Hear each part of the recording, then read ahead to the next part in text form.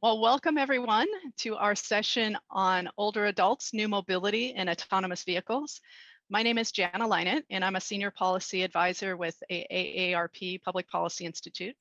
And for those of you who may be joining us internationally, AARP is the United States' largest member organization with a social mission. We have about 38 million members in the United States. And our mission is really to help address the needs of people 50 and older, so older adults in the community. And we show up in many different ways, and transportation and livable communities is just one of those areas. And this past year, AARP has teamed up with the RAND Corporation and Urbanism Next to produce this paper, same name as our session, Older Adults, New Mobility and Autonomous Vehicles. And so we want to share the results of that research, as well as have a bit of a conversation with representatives from both industry as well as the public sector. So joining me are two of the lead authors on that paper, Nico Larco from Urbanism Next and Laura Blanar from RAND Corporation. And also joining us is George Ivanov from Waymo and Erin Mcauliffe from the San Francisco Municipal Transportation Agency, another one of those organizations that's probably better known by its acronym, Sfmta. So we do, what we've planned for you all this morning or afternoon is to spend a few minutes each just kind of giving some background on the topic. And then the second half of the webinar, we really want to open it up to Q&A. So if you do have questions for anyone on the panel, if you can just put them into the Q&A screen, we'll be monitoring those as we go through, and we'd really love to hear from you. So in my role as a policy advisor to AARP, I have the opportunity to go to a number of different conferences on autonomous vehicles. And usually at those conferences, there's this sentiment that this technology is going to solve the immobility problems for older adults and people with disabilities. And what I really love about coming to the Urbanism Next conference is that you all are looking beyond just the technologies that are being introduced in our communities and transportation systems, but looking at how those technologies show up in community and really some of those broader impacts and possibilities, and questioning what some of these underlying assumptions may be. And I think that's really important with this particular topic, because I do believe that unless we really center the needs of people with disabilities and older adults in this design work, planning work, etc., that we're going to find that we could actually be exacerbating some of the inequalities that exist today. So one of the key messages that we want to get across in today's webinar is really to talk about what it's going to take for us to have success in realizing this vision for autonomous vehicles and other forms of new mobility. We know that that really lies in intentional design. And we also want to think about what some of the unintended consequences might be so that we can plan and design for those as well.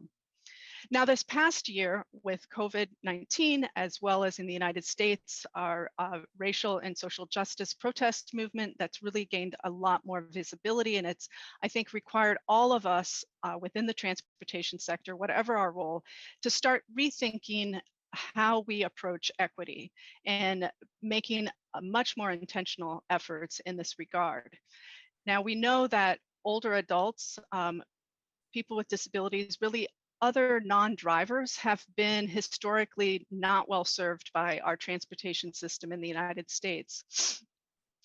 And unless we really center their needs, I think we're going to see that we are not really realizing the potential here with this new technology. So with that introduction, I want to turn to Nico. Nico probably needs no further introduction as he's one of the hosts of this Urbanism Next conference. He's the director of the Urbanism Next Center and one of the co-authors on the paper. And Nico's going to talk about some of the key takeaways from this research. So, great. Nico? Thank you, Jana. Do you want to move on to the next slide? Sure. Yeah. So we were thrilled when AARP approached us, and we had the opportunity to work with Rand on this research, because as you all know, we're really interested on the broad impacts of these technologies. And with older adults, is something that we'd thought about somewhat, but the chance to really delve into it was a great opportunity, and we're really thankful for the work and very excited about what came out of it. What we ended up doing is we partnered with a Rand Corporation. Together, we did a lit review on what was the kind of issues around older adults and this new mobility in AVs. We did interviews with stakeholders, which were private sector and public sector throughout the country. And then we held a roundtable of almost 30 people, of leaders around the country again, on these topics. And the outcomes were tremendously interesting, and some of it was somewhat surprising. The first one was we put together, through all these conversations and lit review, a framework on the issues that you have to deal with, right, or that you should be addressing around older adults in these emerging models. So things like, can you get into your vehicle? Does it serve your area? Can you get oriented when you get out of it? What's the impact of transit? And Laura's going to go through that framework in more detail in just a moment. But we need to think of, we really pointed to that we needed to think about this entire ecosystem, not just the vehicle, which, you know, a lot of the work that had been happening around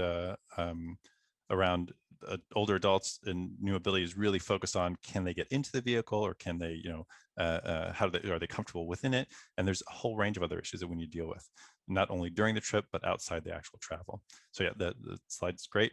As we, hold on just a sec here. No, we're on the second slide there. So that's fine. You can leave. That's fine. So the next issue that was really interesting, and I'll say as well, as we put together this framework, one thing that we were really heartened by was in our conversations with experts around the country during the roundtable, and then since then, there's been a lot of head nodding that, oh yes, these are the topics that we need to be thinking about. One thing that became really clear in all of our conversations is that with some exceptions, and I would put things like Uber Health, Waymo, some of the work that Waymo's doing, that George is going to be presenting, and some of the things that Via is doing, generally, the harder to serve are the phrase that came up a ton, nobody's problem. It's completely understandable that many of the new mobility companies are really focused on the easier to serve young people, tech savvy, able-bodied, with economic means. And it's understandable because as we all know, transportation is a difficult business to make work. And so if you're trying to, find models that are going to help you with near-term kind of bottom lines, then you're going to try to go after the audience that is the easiest to serve. That is absolutely fine. But as we think about this longer-term implications, longer-term deployment, and the idea that this is going to be potentially growing to be more and more of how people get around in our societies, we need to think about how we make sure that we serve everyone. And so this question of the harder to serve, which, the older adults, not all older adults fit into that category, but many older adults do, and many of us will eventually fit into that category at some point in our lives, are really, no one's really addressing it directly. And I think this is one of the big takeaways from the work that we did. Another very surprising kind of realization through this was a lack of understanding or consensus on who should be leading on any of these one topics. So in the framework that Laura's about to present, after we talked about this with this whole kind of roundtable, we said, well, who should be in charge of each one of these issues? Who has the most experience? Who really has the best knowledge around this? Who's got the ability or leverage or funding to make this happen? And what was interesting, and we had people from a range of different private sector companies, public sector, cities and government agencies, and then also some advocacy groups and researchers. And there was no consensus on who should be taking what part. And it was not what you might have expected, the finger pointing of like, oh, no, that you should be doing that. It was more a head scratching of like, we're not really sure who has the best knowledge in this, or really would have the most leverage to do this. And I think that to me, it really pointed towards, we need to have more conversations about this. So I'm heartened about some of the conversations that are right now happening at the federal level with the Accessibility Board around these topics. I really hope that they expand beyond just the vehicle, and we're pushing hard to help make that happen. But I really think a lot more conversations are needed, which leads us to the last question of, we are I feel like in a lot of the work that we did here, we're scratching the surface on the topic, realizing that the amount that still needs to be happening, the need for more discussion, more understanding, and more communication and trust building between stakeholders. And so we feel AARP did a really fantastic job of like starting that conversation. We are looking forward to continue that conversation with others, because if we really want to be able to serve everyone and making sure that even the harder to serve are part of that, I think we have a long way to go. And with that, I'll pass it over to Laura to talk a little bit more about the framework we developed. Thanks so much. Can we go on to the next slide? Certainly. Awesome, thanks. So I'm going to go over the framework, and I do urge anyone who wants more details on this framework to look up the report, very, very easily found on AARP's website, on Urbanism Next website, and on RAND's website, literally just if you search for our names. I'm going to start off going over the structure of the framework, or basically how we group factors. First, at the individual level factors, these are the person, then the organizational level, which are companies, local, federal, and state governments, and then research and advocacy groups, somewhat like the composition of this panel. And then we also have societal level factors, which are really looking at the overarching transportation ecosystem. On the individual and organizational level, we have demand side factors. These focus on willingness and ability to use this transportation mode. Then we have safety factors. Is the mode safe? Can we go back up? Sorry, just to start off. There we go. Thank you so much. Safe factors, which are just basically, is the mode safe for older adults? And then supply side factors, which determine, is the mode available and does it fit the transportation need? At the societal level, we have land use. These focus on questions of if the roadways and the adjacent environments are really engineered and regulated to be optimizing for older adult mobility. Transportation system factors looks at the broader transportation ecosystem. And then we have secondary responses, thinking about these spillovers or the secondary effects that transportation changes can make. So let's dig in more detail, and we're going to start with demand side factors. Thanks so much, Jana. So when we start looking at demand side factors, first of all, we have smartphone access and smartphone use. Do they have a smartphone? Are they comfortable using that smartphone? Are they comfortable using it specifically to access, summon, and interact with transportation? Do they have access to online payment? Are they banked? And are they comfortable putting their banking information online? Are the services affordable? Right now, just for ride hailing and ride share, one of the major reasons that older adults don't use the service is because of affordability. Are there language barriers? Is the app in a language that older adults know and at a level that they're comfortable with? Are there barriers with trust? And last, are there physical or cognitive barriers? This really relates to that last 10 feet issue. Does the older adult need hand-to-hand assistance in transportation? Or can they do some version of curb to curb or even door to door? Moving on to safety factors, we've got issues of questions of, does this transportation mode increase or does it decrease crash likelihood? In the event of a crash, are we increasing or decreasing vehicle occupant or pedestrian safety, the safety of those inside and outside the vehicle? Are there non-crash related factors? For example, are people likely to get injured getting in and out of the vehicle? For commercial truckers, very much a graying profession, the most common cause of injury isn't crashing. It's actually injuring yourself getting in and out of the truck structure. And then we have personal security concerns. Is the older adult comfortable sharing the vehicle environment with other individuals, particularly other individuals that they may not actually know? Moving on now to supply side factors. We have questions of, does the vehicle accommodate goods or aids? These include wheelchairs, canes, walkers, goods may be suitcases, groceries, etc. Does the travel option fit the user needs and the environment? These relate to ODD. So basically, will the transportation mode be available when the person needs it to go where the person needs it? Many older adults will not drive at certain times, for example, not drive at night, not drive to certain distances, perhaps more than 20 miles outside their home area. Will that AV be able to service those types of needs, relating back to the ODD or operational design domain? Then there's questions of availability. Is the service available in your area? Is it available consistently in your area? And are there any kind of biases, perhaps racial, perhaps economic, perhaps geographic? We're thinking now about the urban-rural split. Moving on now to societal level factors. We have questions here about curb management. These really relate to questions of, are the drop-off and pickup locations safe? Are they close to their destination? Are they accessible in terms of obstacles, curb height? And then we have street cross-section design. 50% of pedestrian deaths in OECD countries are actually older adults. And the vast majority of those deaths happen at intersections, way more than for younger and middle-aged individuals. So are these cross-sections being designed in ways that are accessible for older adults? We also have transportation system factors, thinking about public transit and that last mile option, which may be connecting point-to-point public transportation options. And at the very end, we have these questions, one more down. Thank you so much. Of other impacts on the transportation system. Nico has used in the past this phrase of a transportation ecosystem, and that's really what it is. Every little change in the transportation system can have reverberations or secondary spillover effects. And it's important to think, as we consider these new types of mobility, what broader impacts do they have?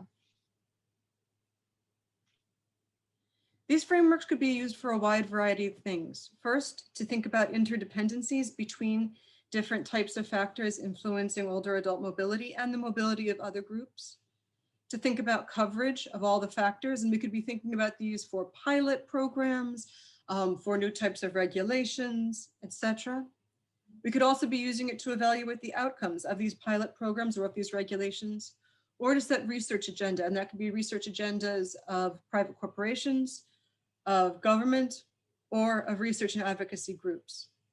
I'm going to pause and ask Nico if he wants to add anything for uses of the framework. No, I think that covered it. I think, one of the things that was really heartening as we had the roundtable was a lot of consensus around, we've thought about a lot of these issues, but actually having this checklist is really helpful. So, on the one hand, you could think if you're a city and you're, having a new service coming to town, one of the things to ask is kind of go through this and say, am I addressing each one of these things? Have we thought about each one of these things? Which I think would be a really good use of this. For private sector companies, exactly the same thing. Think about how it is that your service is responding or either helping or aggravating at times, unfortunately, some of these things, and how you can mitigate moments where that's happening.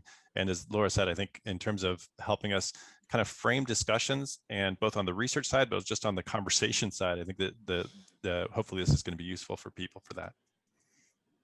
Yeah, and I also think it's really important to point out that the harder to serve is not a single homogeneous population. That really, in your working with this framework, it's important to think about the different types of populations that you're trying to serve. And also another key point, and something I've certainly learned from my work with the disability community, is that people are not disabled. Environments disable people. And so this is really not about a focus on the individual, it's about a focus on the larger ecosystem of where the individual interacts with their environment. And that's where all of us as transportation professionals in some way can really influence the outcomes here in a very positive way. So, and also Laura, every time I hear you present this, I learned something new. I had no idea that the most risky situation for older truckers is actually getting in and out of their vehicles. So that's very interesting. And I guess it hits home the point of why vehicle design is important, and it is a part of this. It's just not the only aspect that we're thinking about. And if I could add one thing, Jen, as well, like as cities are thinking about using something like this, we think of this very much in the same way that, oftentimes in design and urban design, we think about the ADA Act, which is that if you are serving the hardest to serve, then you're serving everyone.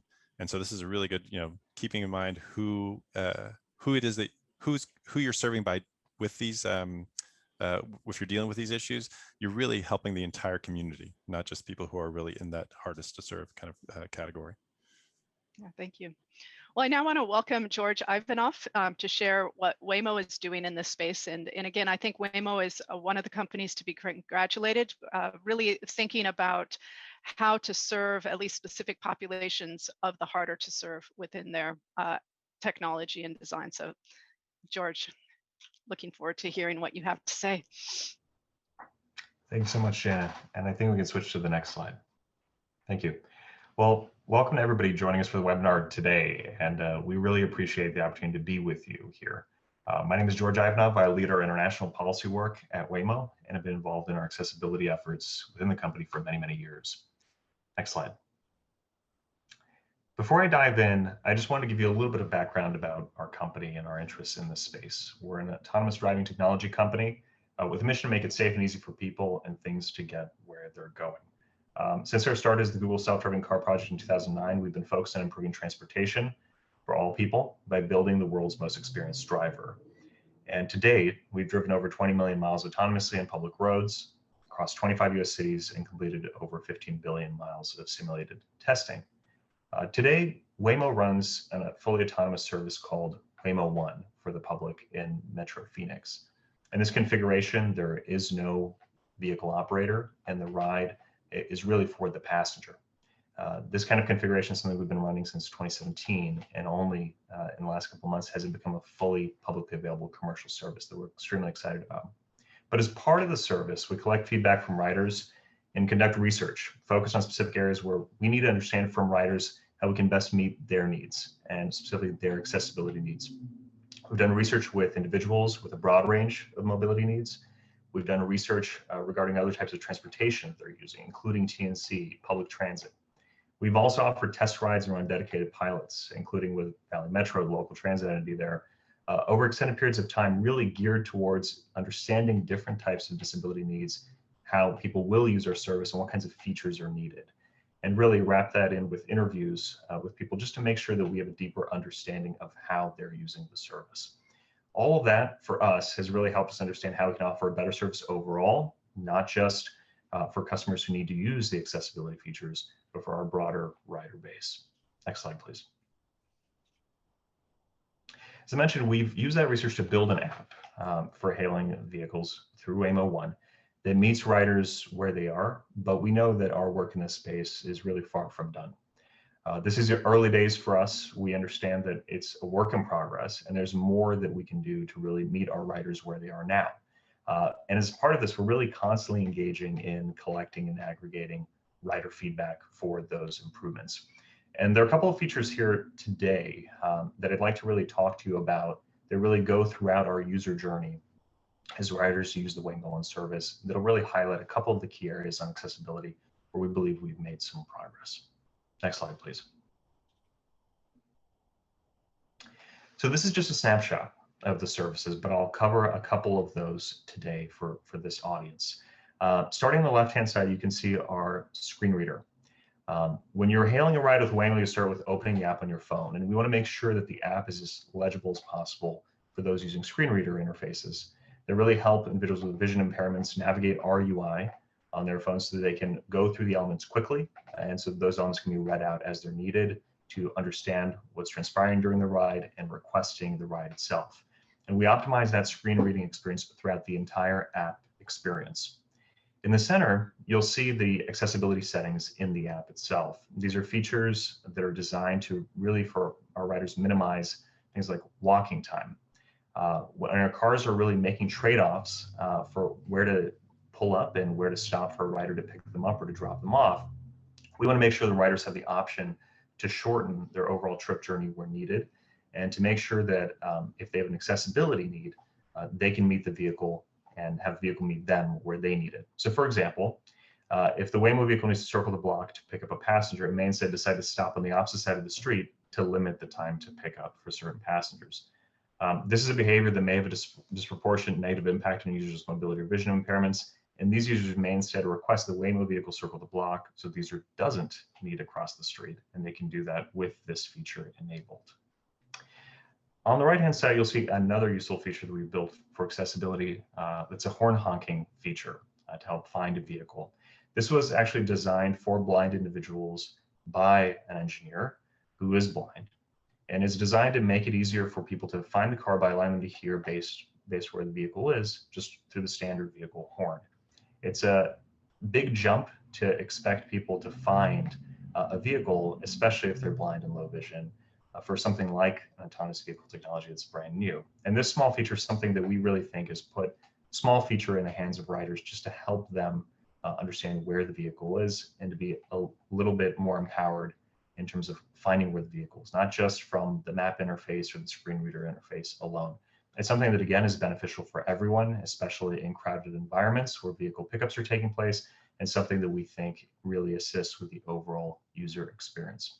As I mentioned, though, these are just a handful of the features, and we're working on some really interesting features for the future. Next slide. Going back to the point about how we're not done yet, and this is really a work in progress for us, we continue to work with outside groups and both public and private sector stakeholders to make sure that we can improve further. A key part of that that's a recent development is something called the Inclusive Design Challenge run by the US Department of Transportation, where we've been prototyping ideas around inclusive design that would eventually make their way into our app going forward, beyond the features that I mentioned today. One area that we're particularly investing in today, where we think more work is needed across the board, is wayfinding. I mentioned the horn honking feature and different kinds of support efforts that we have. Those include things like chat-based tech support with our rider support agents, or specific braille dots for buttons in the vehicle. But we still think that there's more work to be done in terms of vehicle pickup and wayfinding for the passengers. As part of the challenge, we were recently honored to be selected as one of the semi-finalist organizations for Inclusive Design Challenge. And as a result of that, we'll be meeting with many of the teams involved this summer to share our designs, to talk about our design ideas, and brainstorm how we can improve and iterate on those as they're integrated through our operations. Currently, we expect that we'll be working on those designs throughout the year, and we'll present the final designs for the Inclusive Design Challenge in 2022. It's something that we're really excited about and really excited to put into practice for our riders where they live. When we do, we'll really be excited about sharing more about that through our own channels and through our public education campaign. Next slide. Our public education campaign is called Let's Talk Autonomous Driving. It's a Waymo-led education campaign that we've operated for the last 3 years since beginning operations in Phoenix. And it's something that's brought together a really diverse set of community stakeholders from the NGO space that really weave together all of the needs of our riders, including the accessibility needs. We've really aimed to elevate partner voices from both national and local organizations that can be integrated and provide us with input on how to improve our service, but also how to better educate the public in terms of their needs for using autonomous vehicles and where their concerns might be. It's just one of the ways that we're engaging locally and nationally, and we look forward to continuing the discussion. And with that, I wanted to thank you all for your time, and we're looking forward to the questions in the rest of today's session. Thank you. Well, thank you so much, George. There's so much there that you talked about that actually can benefit many population groups that have not had as easy access to transportation services as they really should have. So it's wonderful to see that, you know, industry is taking on a role in moving this work forward. So next up is Erin McAuliff with Sfmta, and Erin is a principal planner and works on emerging mobility and accessibility issues with the organization. And so Erin, if you could just talk a little bit about what your role is within the agency, as well as how your agency is showing up in this space on not only autonomous vehicles, but also new mobility in general. Sure, thanks, Jana. And thanks everybody for being here. We do have some slides that Jana's going to share. Thank you. So first, thanks for having me and to the other panelists for all of their really important work on this topic. As Jana said, my name is Erin Mcauliffe, and I work at the Sfmta as a principal planner focusing on access, specifically disability access and emerging mobility modes. So my role is within our Taxis, Access, and Mobility Services division, but I do work very closely across the agency's many divisions, including our AV policy team, to ensure that our programs and our policies facilitate equitable access to mobility. To give you an idea of the breadth of that collaboration, MTA is very unique about 20 years ago, voters combined the responsibilities of what could be several city or county departments into one and consolidated oversight and management of the streets under one roof. So parking, taxis, paratransit, curb management, bike facilities, traffic lights, and of course our transit operations, to name a few. And this was done to help facilitate key policy priorities that guide all of our work, like our transit first policy, our Vision Zero goals, our climate action goals, and of course, equity and accessibility. Go to the next slide, please. And so when it comes to emerging mobility, like autonomous vehicles, citywide, we adopted key guiding principles in line with our existing policies that help shape our approach and our understanding. So similar to the framework, this is kind of like a checklist for us to evaluate emerging services and technologies, to identify the ways that they meet our city goals, and to shape future areas of study, our policies, and our programs. And the stated vision of most AV companies aligns really well with these principles, including the goals of eliminating collisions caused by human error, expanding mobility for people with disabilities, reducing greenhouse gases. So we're really hopeful that AVs can make a positive contribution. At the same time, to use a bad pun, we're not planning on taking our hands off the wheels anytime soon, because we have some questions about how and whether AV passenger services can and will actually meet these goals. And we do think that the framework helps focus on some of our biggest concerns. Next slide, please.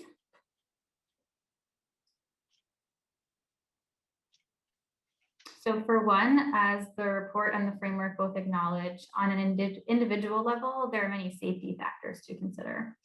Locally, we are particularly concerned about vulnerable road user safety. For every year in San Francisco, about 30 people lose their lives and over 200 more are seriously injured while traveling on our city streets. And older adults account for approximately half of those pedestrian deaths, while they're only 15% of our city population. So AVs offer a glimmer of hope on the horizon, but how do we ensure that older adults do not bear a disproportionate burden of any new crash profile? And this question is even more pertinent in a local context when AVs driving in San Francisco predict an average of 32 times as many possible interactions as those in Phoenix, for example. We need to see safety performance standards for automated driving that take into account the particular challenges presented by the different kinds of operational design domains. So what are we doing to ensure that a robot that can drive safely in Phoenix or Palo Alto can also drive safely on the streets in San Francisco? How do we know older adults on the streets of San Francisco are just as safe? The next slide, please. And second, the framework asks us to examine on a societal level, what are the mobility and accessibility benefits or harms to broad transportation systems? With regard to this question, we want to learn from mistakes of the past. The introduction of ride-hailing services or transportation network companies like Uber and Lyft did not set out to undermine on-demand wheelchair accessible service from San Francisco taxis, which actually play a major role in our paratransit system. Yet they did, and accessible ride-hail services many years later, even with state legislation, the TNC Access for All Act, remain largely unavailable or unreliable for wheelchair users throughout the state. So rather than repeat the same mistakes of the past, how do we collectively ensure that AV passenger services are born accessible rather than retrofitting a model at great expense, both financially and socially, much later on? And the last slide for us. So with that, we hope the report's framework can really help us get from nobody's problem to everybody's problem. I think we all need to be leading. I think there should be consensus around that we don't need to look for one entity or one person. This could be something we all should be solving. Otherwise, we might not see any movement. Right now, there are no state or federal requirements for a range of very important factors, including the accessibility of both the vehicles and the services.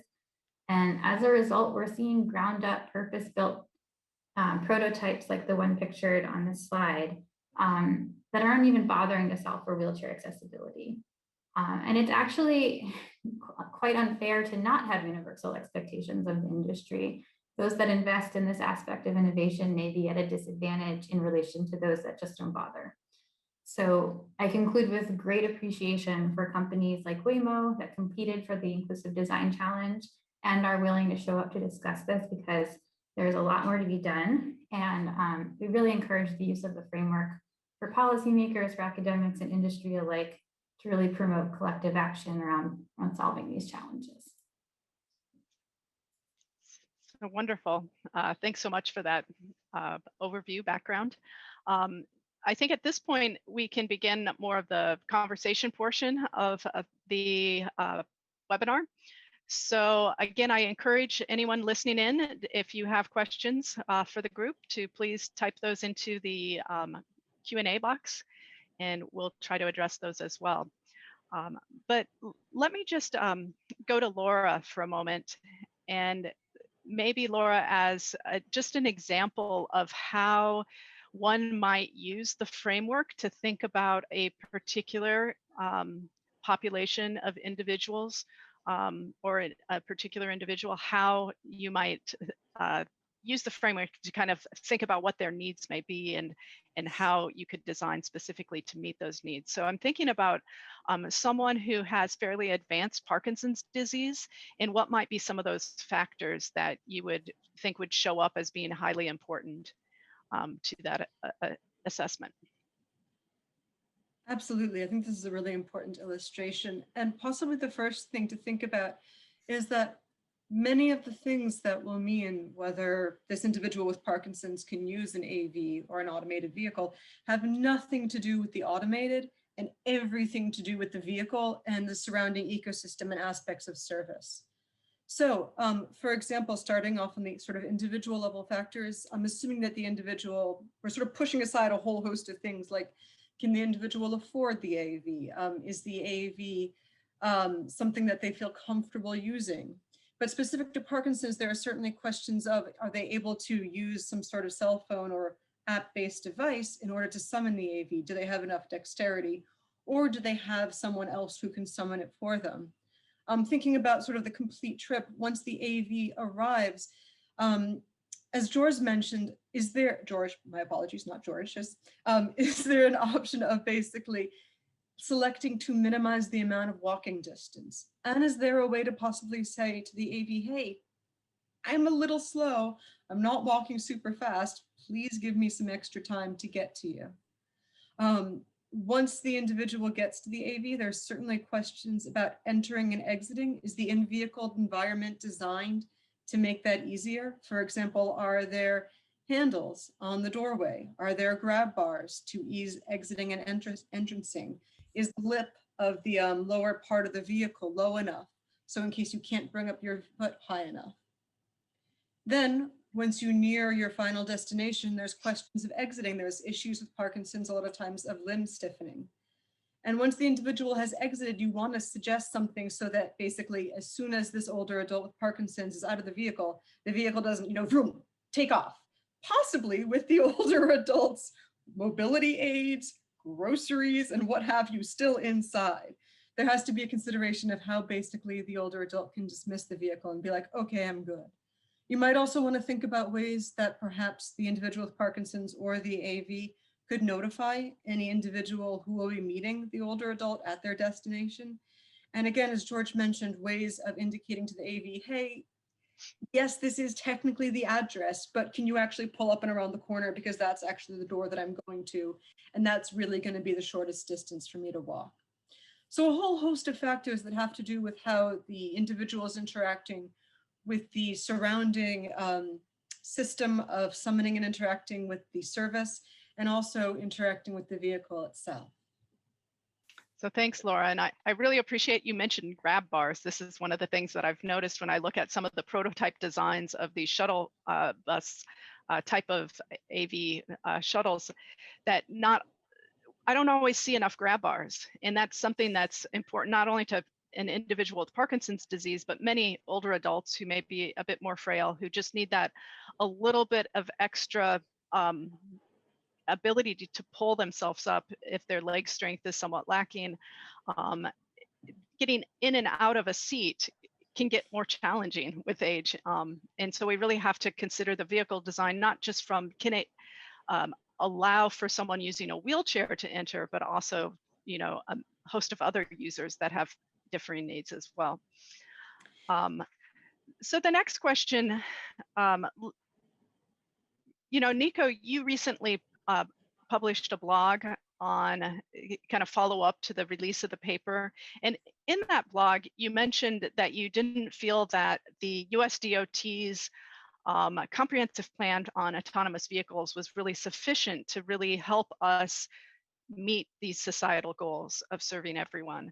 And can you talk a little bit about what did you see as lacking in that, and what would you like to see in the next iteration of that? So thanks for the question. I'd say, unfortunately, what we're seeing at the federal level, which also we've seen, unfortunately, a whole lot at the state level, is a really strong interest in getting deployment, right? Like letting things happen on the ground. And so there's been the document that came out, and it came out on the very last day that Secretary Chow was in office. So her, almost her last act. More or less the entire document, the two subjects that it really has is, one, safety, which I think is absolutely something we need to be thinking about. But the second one is like allowing deployment, like making sure that that we can get these things on the road. There is one mention in the entire document on equity.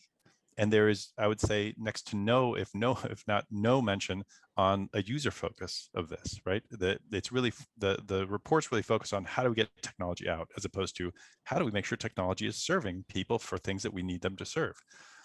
So all the questions that we ask in terms of in the framework that we put together are not even on the horizon. Like they're not even in the realm of questions to be asked. And so, we've actually, with that, when that document came out, we did a whole lot of like sending this to state and federal officials. And I hope all of you will have similar, people who are listening will do similar things to say, this is great. We definitely need the technology to move forward, but we need to make sure that we're not doing this in a way that's going to cause a whole lot of problems. Let's understand what all these issues are, like I said, all the things that are in the framework, and how best to make sure that the deployment is actually serving community goals, that we're increasing accessibility for all people. When that's not even on the table, like it's not even being part of the conversation, I think that is a real problem. And I would say as well, a little bit of the impetus or the tone of the document is very much about, preemption, like getting these things out on the street. And the analogy that I just used recently when I was talking to someone about this is that it's as if you are teaching your 5-year-old to use a bicycle, and you give them, like 10 minutes, 15 minutes on it, and then you're like, great, here's a motorcycle. And you're like, well, there's a lot of things they should probably learn about riding a bike before you give them all of a sudden this. So for local communities, the idea that we're all of a sudden like we're just testing the water on what AVs mean, what deployment means, how we make sure that they're serving needs, how we make sure that they're safe, not just on the road itself, but in the entire kind of ecosystem. So then all of a sudden say like, well, let's open it all up and let them all over the place. I think that is a problem not only for the general public, but also a problem for the AV companies, right? Like that is a good way to create a whole lot of problems and a backlash, which is what we saw in with I think deployment of TNCs. So you're looking for a whole reframing of that document to begin with. Absolutely. Laura, do you have any thoughts to add to that? I know Erin had mentioned in her presentation the importance of safety performance standards and requirements for accessibility. Laura, any other thoughts for the AV comprehensive plan, or for other federal documents, the guidelines that they've been putting out that you would like to see?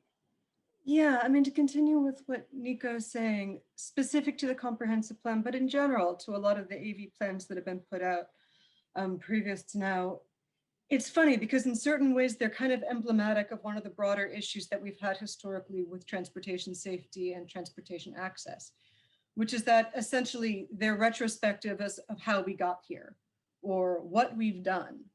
And it kind of is emblematic of this broader issue of always being retrospective or backward looking and trying to figure out how to modify what already exists to enhance safety and to enhance access.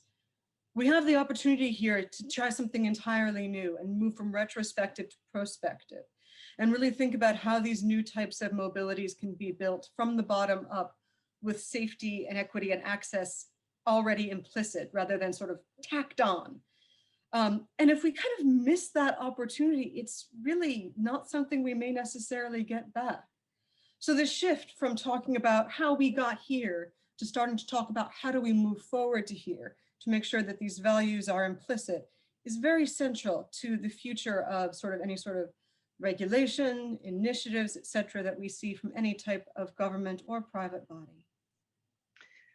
So that's interesting. I know there are many disability rights activists out there that are really calling for, within fleet-based autonomous vehicle services, that 100% of the vehicles be wheelchair accessible.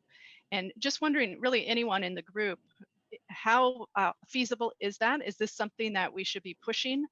Or what would be the right threshold? Because I think the point, Laura, that you make is going back and retrofitting, and Erin, I think you made this as well, is really cost prohibitive, and it misses the mark. It misses the opportunity too often. So what should we be very explicitly asking for at this juncture? I think it is a difficult question.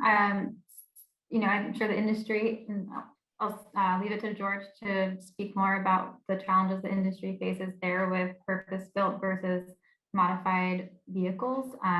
But if we did start at 100% accessible, that would certainly eliminate quite a few barriers. But in the absence of that, we'd be looking at, are we providing equivalent service for AV passenger service? If someone does need a wheelchair accessible vehicle, you know, are they receiving service in the same amount of time that someone who doesn't receive that service does? Is it the same cost? Is it the same experience? And that becomes really difficult with sort of apples to oranges conversation and comparison. So there's no easy answer to that. I think that is why you hear a lot of people saying 100% accessible is just the goal. Anyone else wish to comment on that one? Jana, happy to dive in on this one and just offer a perspective from our end. You know, I think some of what's been highlighted is really key. We talked a little bit about the blind and low vision features that we've been developing here, but accessibility needs are broad. Right. Accessibility interests are not monolithic, and particularly for mobility-related needs, wheelchair accessibility is a major challenge. I'll just highlight briefly that for Waymo today, we build the driver, which is the technology that powers these vehicles. But we work with car companies to source the vehicles we have access to today. And one of the really substantial challenges is that there is no vehicle certified to federal safety standards that is fully accessible, wheelchair accessible today, that can be purchased by a company like us. We really think that there's an important need to generate supply of vehicles like that going forward. And in the interim, while there are steps that companies like Waymo can take, including, for example, today, if you need a wheelchair accessible vehicle, we have an option in the app to hail a manually operated human-driven vehicle for those in a wheelchair. Or if there's an interest in taking a fully autonomous Waymo, there's an opportunity to fold and stow a folding wheelchair, even if there's no space for a ramp. So there are needs that can be met some of the way, but solving some of the critical supply challenges are a much bigger conversation that merits inclusion of many of the stakeholders that we've talked about here, from the private sector to the public sector to the nonprofit interests, to help generate the momentum in that direction. Yeah, that's a great point. If I can add to that, I think one of the things we need to think about is, you know, like the issues that are coming up here.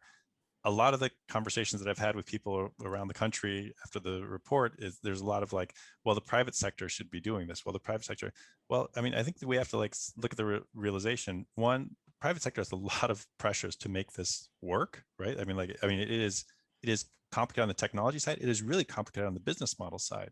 And so, hats off to Waymo. I think, when they were one of the people that we interviewed, and it was fantastic to see the type of work that they're doing on this. That said, as we want this to expand, it has to be, I think, as Erin said, everyone needs to lead, right? This has to be like, everyone needs to be pushing for this. I think of like electrification in the US, right? And if, as it started out, there was electrification in cities. And eventually the US government said, well, this is something that's important for us as a country. And therefore we are going to fund the electrification of like every last household, right? We're going to like put out rural electrification with something that we decided was a priority.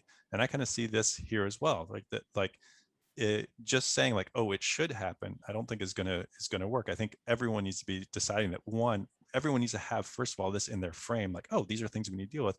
And then we all need to figure out how it is that we get to there, both in terms of expertise, in terms of jurisdiction, but then also in terms of funding. So like I want to say, like the George mentioned the Inclusive Design Challenge. And also, you know, we've been working with Carnegie Mellon, who's also working on the Inclusive Design Challenge. That is an awesome program, right? Like we need to see more things like that from the federal government that are saying, this is a priority. We want to like, you know, spotlight and highlight this issue, and then we're going to put funding into figuring out solutions. I think that is a great role for government to be taking.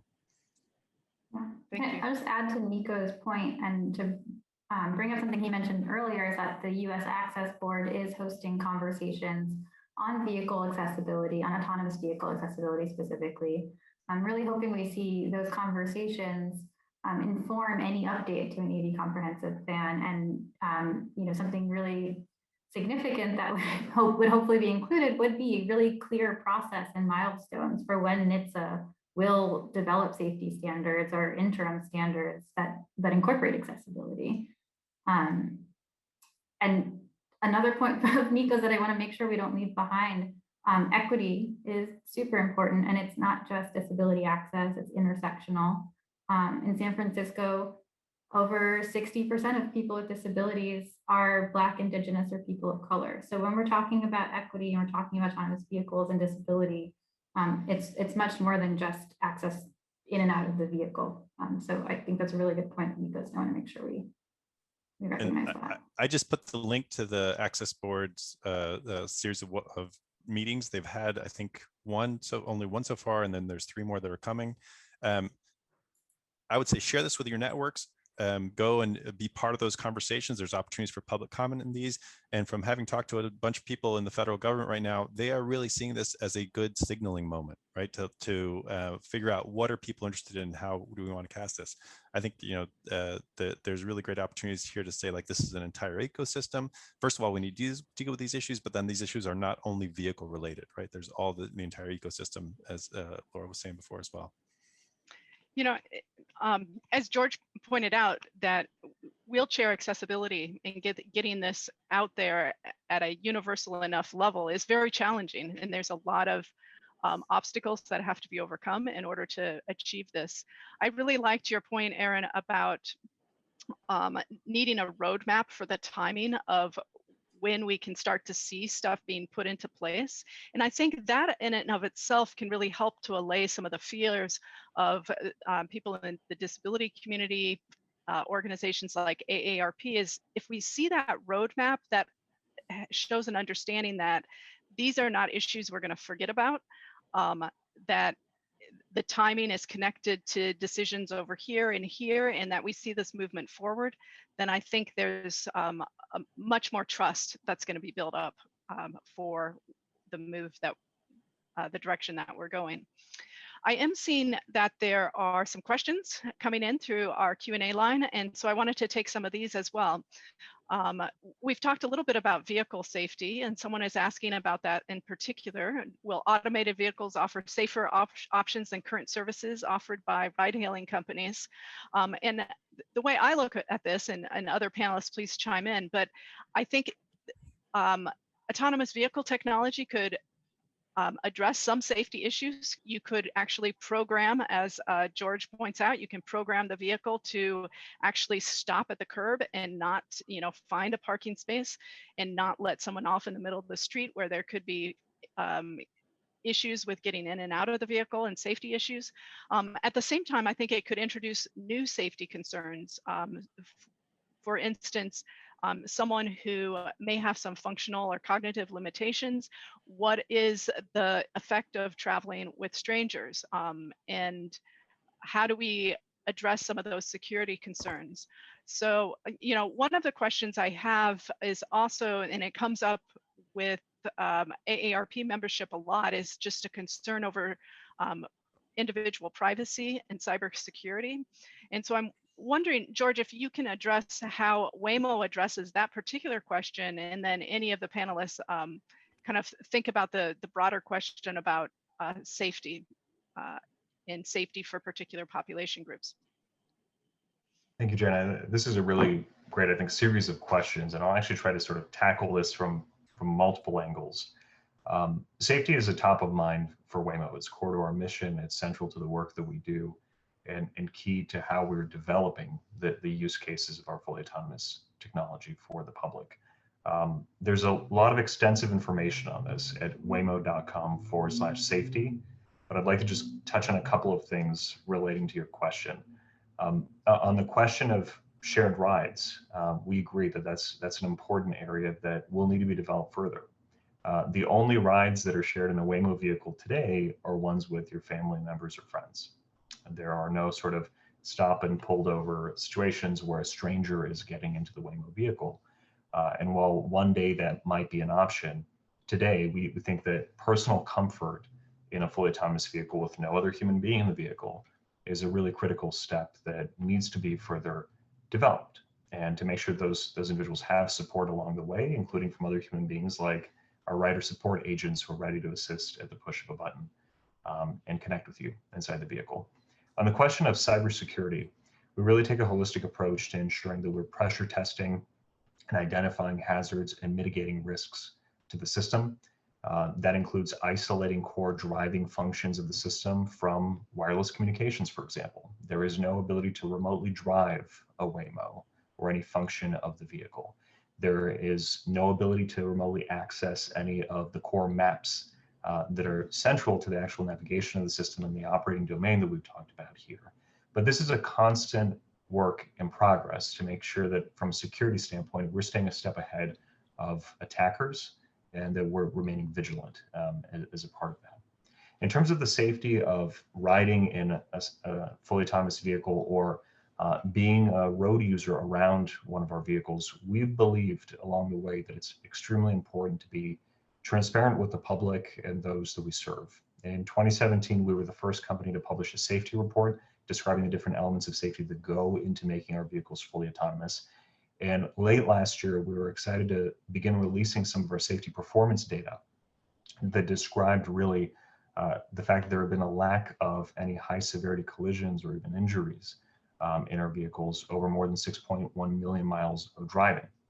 Now, one of the criticisms of this space is that there simply aren't enough miles driven to know how systems would react in terms of fatal collisions, how they would address fatal collisions that human drivers are involved in. And just a couple of weeks ago, we were very proud to release some data that really pulled what were some tragic figures from the Chandler, Arizona area, the last 10 years of fatal crashes in the area where we drive today, and to use our simulation tools to simulate how the Waymo driver, our system, would have performed in those crash reconstructions.